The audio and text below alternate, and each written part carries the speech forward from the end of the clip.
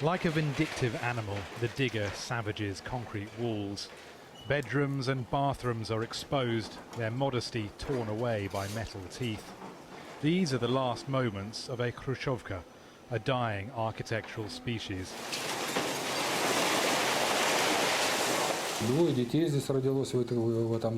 Two of my children were born here. We lived here for 20 years. We will remember it forever and we will miss it.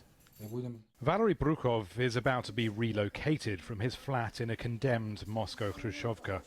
He and his son are pretty much the last ones left in the block, and he doesn't want to go. This flat is near the forest and near the metro. There are shops and markets. What we are offered is in an industrial area with windows facing a power plant. There isn't a shop nearby, it's far from the metro, and the area has high crime. Valery's complaints will make little difference, though. A push to replace Moscow's Khrushchevki stalled in 2009, but now Moscow is tearing down these tired buildings with renewed vigour.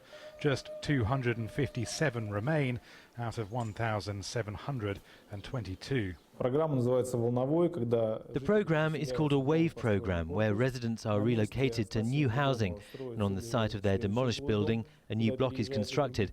People from 5-story buildings are moved in. We also build schools, kindergartens and sports complexes. Khrushchevki got their nickname from Nikita Khrushchev, the Soviet Union's leader from 1955 to 1964. They were built in huge numbers in the USSR, cheaply made from concrete panels. They had no elevators, and the flats were cramped. Defects quickly became apparent. But the war and rapid urbanization had created an acute housing crisis. You have to understand, now people complain about this, but at the time it was a social revolution. My friends who stayed in a house with 5 other families suddenly got their own 2-bedroom flat with a bathroom. Can you imagine that? And most importantly, it was free.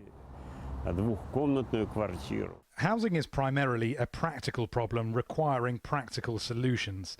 The needs of 1955 are different to those of today.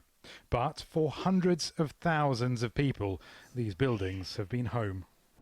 It's obvious from the things left in these abandoned apartments, like this old Soviet textbook, for example, that whole lives have been lived in these blocks. They may have been cheaply constructed and not much loved, but with every Khrushchevka that is demolished, a piece of Russian history goes with it. Rory Challens, Al Jazeera, Moscow.